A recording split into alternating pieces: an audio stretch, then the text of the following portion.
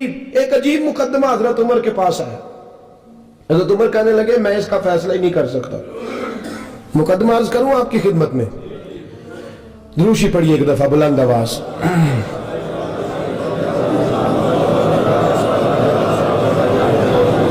حضرت عمر فاروق رضی اللہ تعالیٰ عنہ کا زمانہ ہے تو کیس آیا. ایک شخص نے 4 ایکڑ زمین بیچی, دوسرے نے خریدی. جس نے بیچی وہ کسان نہیں تھا, کوئی اور کام کرتا تھا. اس نے کہا میرے پاس فارغ ہے, میں تو کاشتکاری نہیں کرتا, تو ایک کسان نے خرید لی. توجہ ہے میری بات پر. وہ کسان ہل چلا رہا تھا, پہلے دن ہل چلایا تو اس کھیت کے اندر سے خزانہ نکل آیا. کھیت سے خزانہ کس کا ہے یہ جی بھائی جی دی سڑک لنگ جائے نا وہ آتا ہے اور میں دینی نہیں تسی بیانہ واپس لو. اب تو سڑک گزر گئی, مجھے تو پتہ ہی اب چلا ہے کہ یہاں ہاؤسنگ سوسائٹی آنے والی, میں تو نہیں دیتا ہی, رکھ لے آپ. کیا نکل آیا؟ ہیرے جواہرات چاندی لال نکل آئے. اب اٹھا کے نا وہ شخص نکلا ہے وہ رکھ لیتا, سنبھال لیتا, کیا ضرورت تھی, ویسے بھی لوگ تو پیسے بتاتے ہی نہیں کتنے. اٹھا کے نا وہ خزانہ تو جس نے بیچے تھے اس کے گھر چلا گیا. کہنے لگا میں نے زمین خریدی تھی, خزانہ نہیں خریدا تھا, تیرا ہے, تو لے لے, تیرا ہے, رکھ لے. وہ بھی صحابی رسول ہے. میرے نبی نے دنیا کی محبت کھینچ ڈالی ہے دلوں سے. وہ کیا کہنے لگے؟ کہنے لگے میں نے تو 4 ایکڑ سے بڑی مشکل جان چھڑائی ہے, تو اب پھر دولت لے کے آ گیا ہے.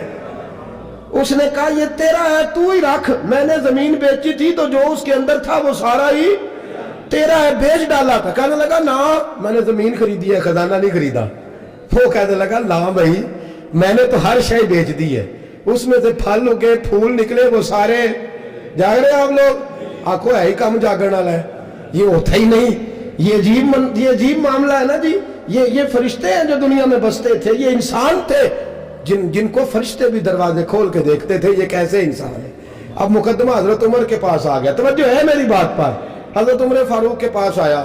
حضرت عمر فاروق نے دونوں کی بات سنی تو جس نے بیچی تھی اس سے کہنے لگے پرانے مالک سے, چل یار تو لے لے, مجھے لگتا ہے کہ تیرے ہی ہیں, تیرے بڑوں نے دبائے ہوں گے, تو نہیں نکال سکتا, تو ہے تو وراثت تیری بنتی ہے نا, رکھ لے. کہنے لگا عمر آپ کیا سرائی کر رہے ہیں؟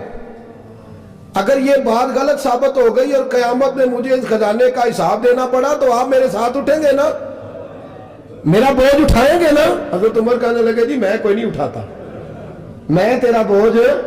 اب وہ جس کو بیچا تھا حضرت عمر کہنے لگے بھائی اس نے تو تجھے دے دیا تھا, اب تیرا ہے تو رکھ لے.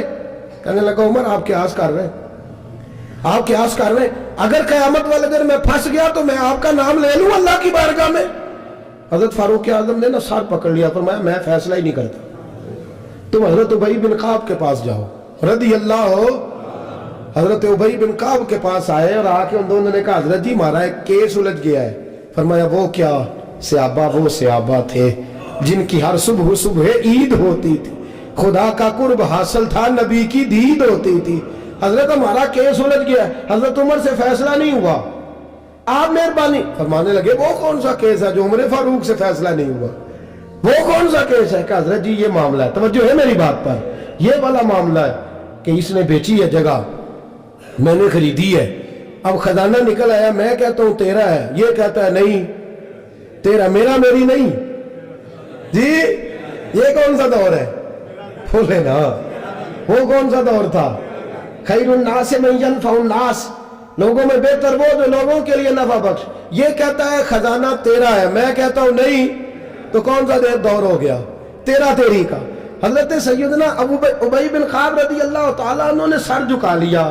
کہنے لگے میں فیصلہ کیا کروں, میں بہت بڑا قاضی ہوں پر یہاں میں بھی الجھ گیا ہوں. اب فیصلہ سنو, خوبصورت فیصلہ. حضرت ابی بن کعب اس سے پوچھتے ہیں بیچنے والے سے تیرے بچے کتنے؟ کہنے لگا جوان بیٹا ہے. خریدنے والے سے کہتے ہیں تیرے کتنے بچے ہیں؟ اس نے کہا جوان بیٹی ہے.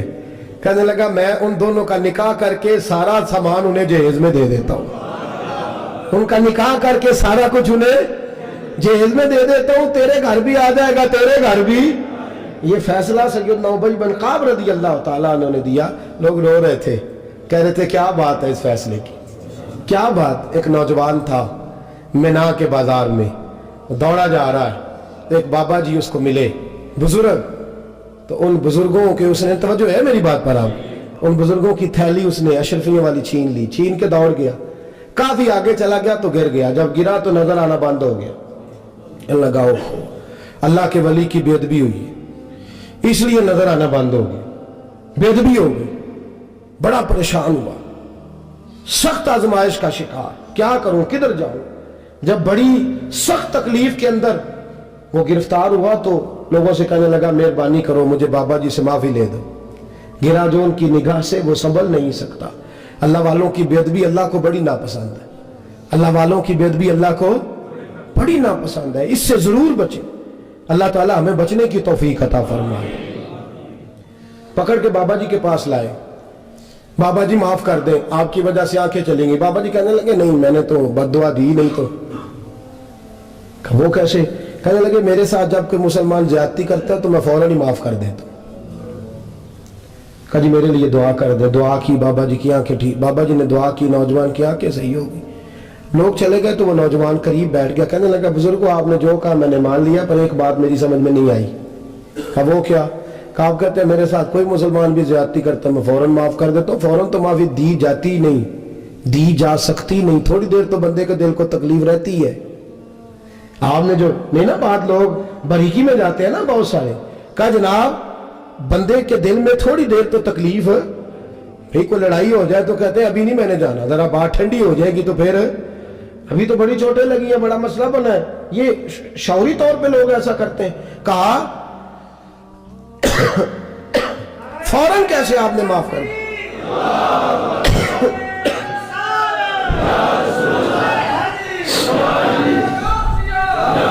कहा फौरन कैसे माफ कर दिया? तो बाबा जी कहने लगे मुझे अपने नबी से प्यार ही बड़ा है सल्लल्लाहु अलैहि, हम इश्क के बंदे हैं, क्यों बात बढ़ाई है, मोहब्बत बड़ी है रसूल रहमत से, पर मैं क्या बात है। बाबा जी कहने लगे मैंने हुजूर की एक हदीस पढ़ ली है, अब जो मुसलमान भी ज्यादती करता है मैं फौरन माफ कर देता हूँ। कहा वो क्या हदीस? सुने मेरे दोस्तों, और बुजुर्गों की सोच देखें कहां तक जाती है। और बुजुर्ग कहने लगे अल्लाह के रसूल सल्लल्लाहु अलैहि वसल्लम ने फरमाया है कि जब तक मेरे सारे उम्मती जन्नत में नहीं जाएंगे मैं भी नहीं जाऊंगा, जब तक सारे नहीं जाएंगे मैं भी।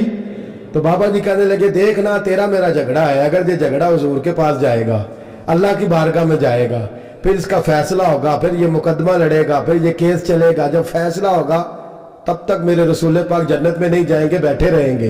तो मैं अपने नबी को तकलीफ तो नहीं ना दे सकता, मैं अपने रसूल को बिठाए रखने की आजमाइश तो नहीं ना दे सकता।